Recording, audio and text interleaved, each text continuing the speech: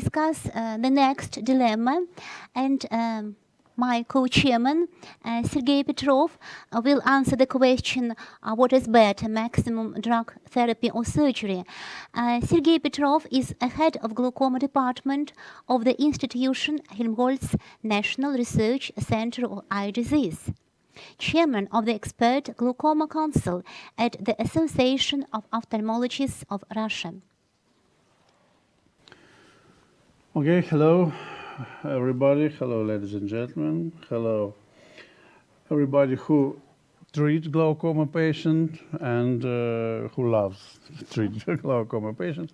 Let's speak about not so easy topic, I think, maximum drug therapy or surgery, how to make a choice and how to live with it, with this problem.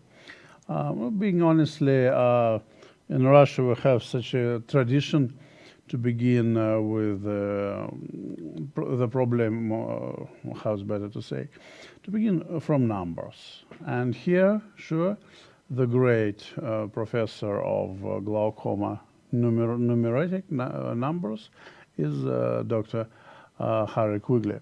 So here we can see the ratio of glaucoma patients all over the world in the population more than 50 years old.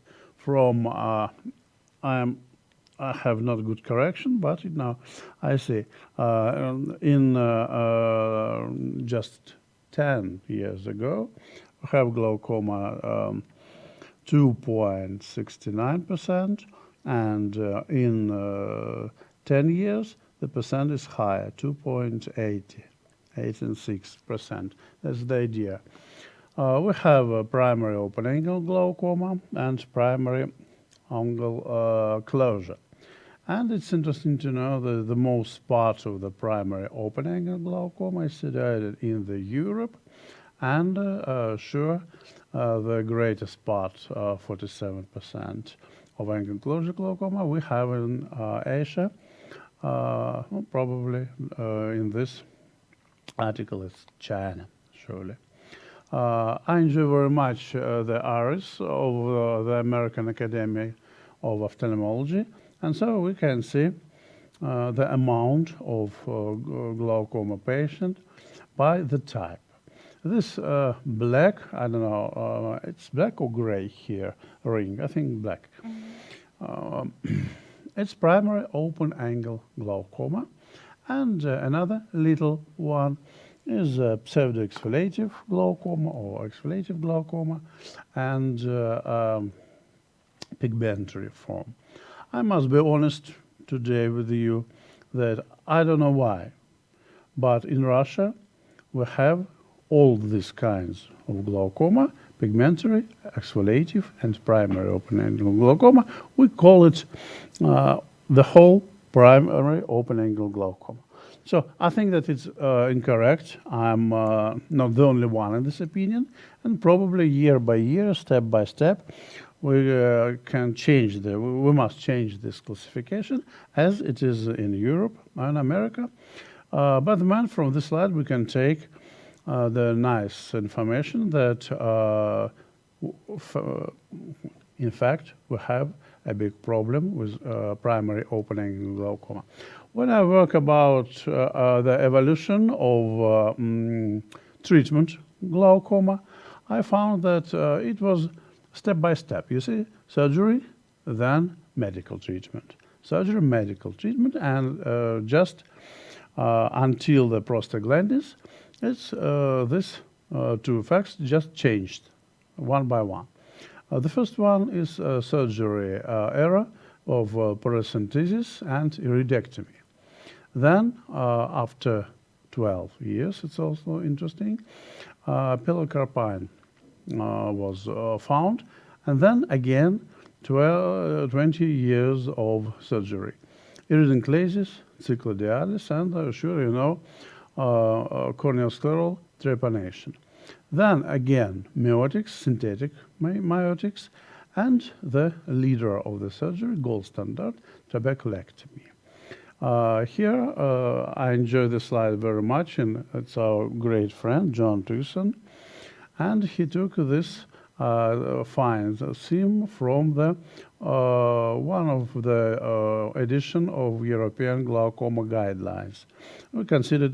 He's considered to be the author of this smart book. So you see a great amount of original drugs, hypertensive drugs, and if we summarize every generic combination, we have 5,600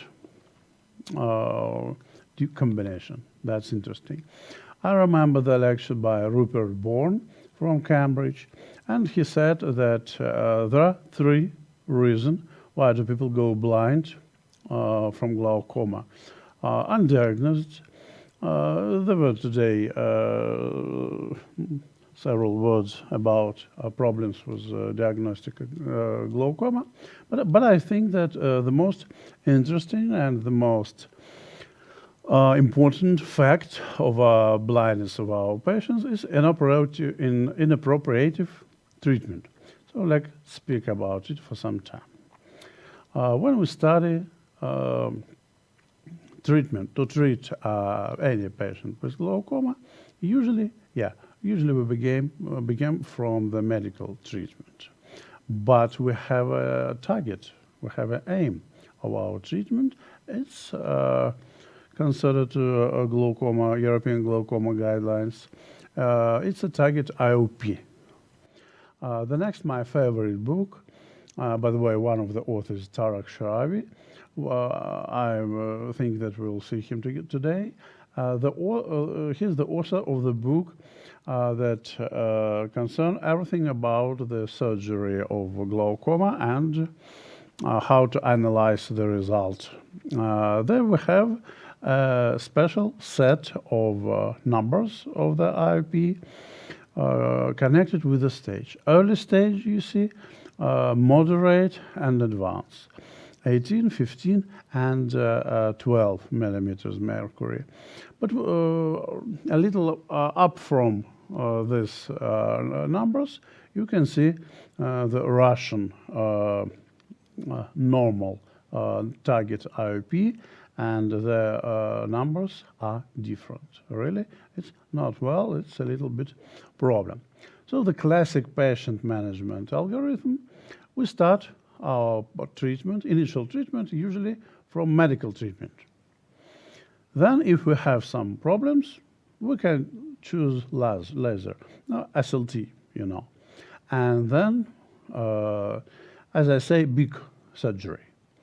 Non-penetrating deep sterectomy, the TREBI, and at last some tubes. So when I was enough young, I remember this algorithm, and it was just something like the glaucoma treatment law. Interesting, it's better to say a philosophic phrase from the European guidelines that surgery, it's okay as a method for treatment, but it shouldn't be the last choice. Let's think about it. It's really interesting. What about surgical treatment? Yes, sure, it's very effective, not so safety probably method, but European guidelines tell us that the initial surgical treatment is trabeculectomy. There are some other, we'll speak about them later, but nevertheless, we must remember that trabeculectomy like a gold standard. I think you know that it was born in Great Britain, and Dr. Cairns, the author of this beautiful surgery, trabeculectomy, decided to print the results, if I'm not mistaken, in 1968 in the American Ophthalmological Journal. So, by the way, years pass, and now we had a great amount of different kinds of modification. This slide shows that there are modifications with sutures, with the scleral flap, and so on and so on. Speaking about me, I prefer the Moorfield kind of trabeculectomy. If I'm not mistaken, it's Sir Peng Ho. he decided to do it, but I think, not need to say about it something else. So we have three types of big surgery: trabeculectomy, non-penetrating deep sclerectomy, and different tubes. Hello to Tarek Sharavi, because he's the author of the slide. 2017, a year like 5 years ago. You see how much, how different a scheme he created. Why so? Because during last 10 years, we have a big amount of different microsurgical devices. So I don't want to take from Tarek, as we say in Russia, don't take his bread. So, so I think that Tarek will show us something, but nevertheless, mini-invasive glaucoma surgery. We have a set of books, a great number of publications, and every year we have an advanced surgical vet lab course. I was lucky that I visited, but in Russia we're still waiting the minimal invasive glaucoma devices because, well, probably it's rather expensive for us. The most expensive, it's trabectome system. I think you know it, that it just cut a trabecula all over the eyeball, and hypertensive efficiency is, well, not so bad, but 40% from the baseline, by the way. Very popular in the United States is an eye stent. We have two kinds of here. The idea of eye stent to make a hole between anterior chamber and Schlemm's canal. That's the idea, but it's not so cheap, really, also. It's just like a sister of eye stent. They call it a microstent hydros. The same, but more long device. And a well-known glaucolite with special expensive gadgets. But we also see that the hypertensive efficiency, not so bad. Well, if we decided to speak about minimal invasive glaucoma surgery, all doctors, all lecturers usually want to know, what about the efficiency? If in trabectome we have 20 or 40 millimeters mercury from the baseline, speaking about eye stent, we don't have such results. American surgeons usually use eye stent during the phaco. And if you put in the Schlemm's canal Y1 eye stent, the IOP will be something like 9%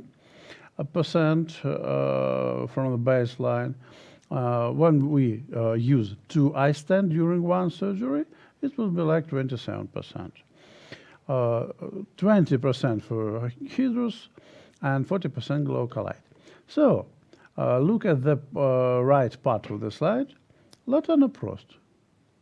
I want you not to forget hypertensive efficiency of drops, latanoprost, 30%, like micro-invasive glaucoma devices. Latanoprost plus temolol, it will be 40% from the baseline. So we can compare this, and we even must think from what method of correcting IOP we can start. Please look the information from American Academy of Ophthalmology is 2017. Where is the trabeculectomy? Where is our gold standard? It's sector down, black sector, only 14%, not more. But 50%, you see right and yellow, the right part of the diagram, micro-invasive glaucoma surgery. Yeah.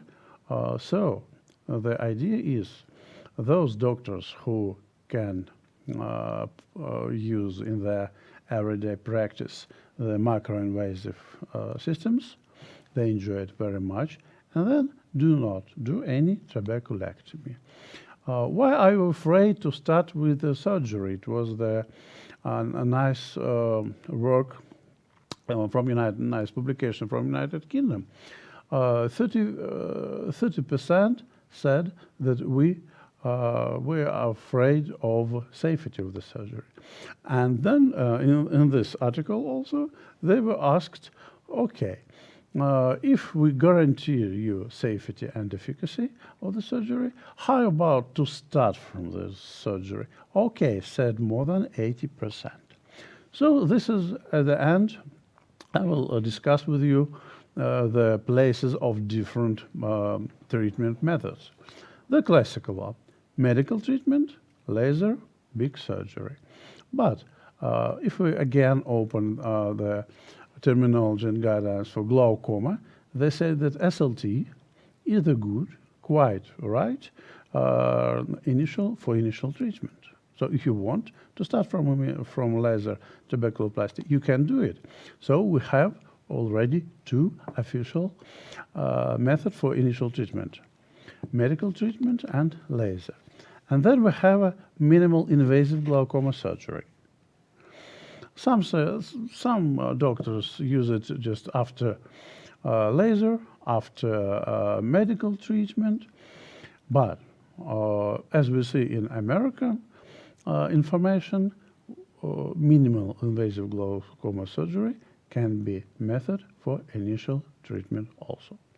We don't say that TREBI and tubes and non-penetrating are the last choice. No, every patient is very different. So we must think about every case like an individual situation.